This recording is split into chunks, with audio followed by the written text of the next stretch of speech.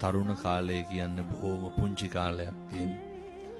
ඔය කාලේ ඔය ගංජා ගහලා සිගරට් අරක්කු බීලා පෙති ගහලා ඉස් ගහලා මොකක් කර වුණාම කවුද ඉන්නේ?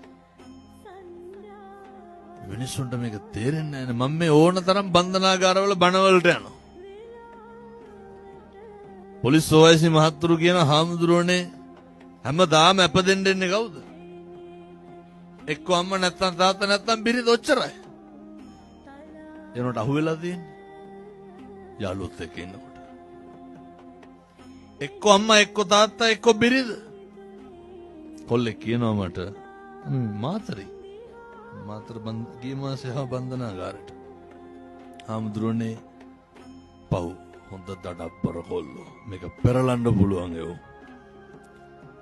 මේ අම්මා ආවට පස්සේ අම්මගෙන් ඇහවලු නඩු වාරයට සල්ලි කොහොමද කියලා.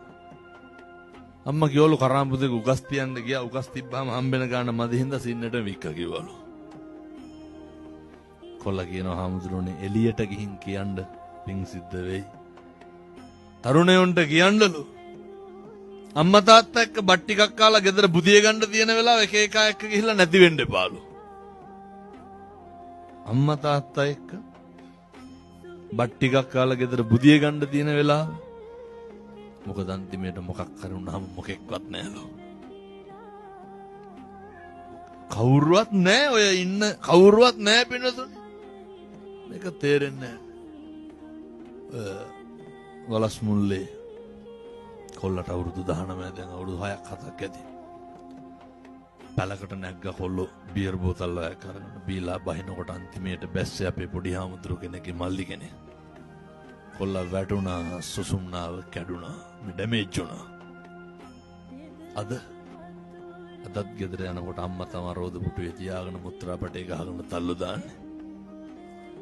තාත්තා කියනවා කොල්ලා දිහා බලලා හාමුදුරුවනේ එදා හිටපෙවුන් සේර මත බැඳලා දරුවෝ හදලා උන් රස්සා කරනවලු. මගේ එකා විතරක් රෝද පුටුවේ මුත්‍රා බට ගහගෙන ඉන්නවලු. අර ගුණා හිතුවනම් ඊට කලින් මම මේ තරුණ මහත්තුරුන්ට බොහොම ඕනෑකමින් කියන්නේ ඔය වයසේ වැරද්දට ඔය වයසට විවිධ දේවල් ලොකු වෙන්න පුළුවන්.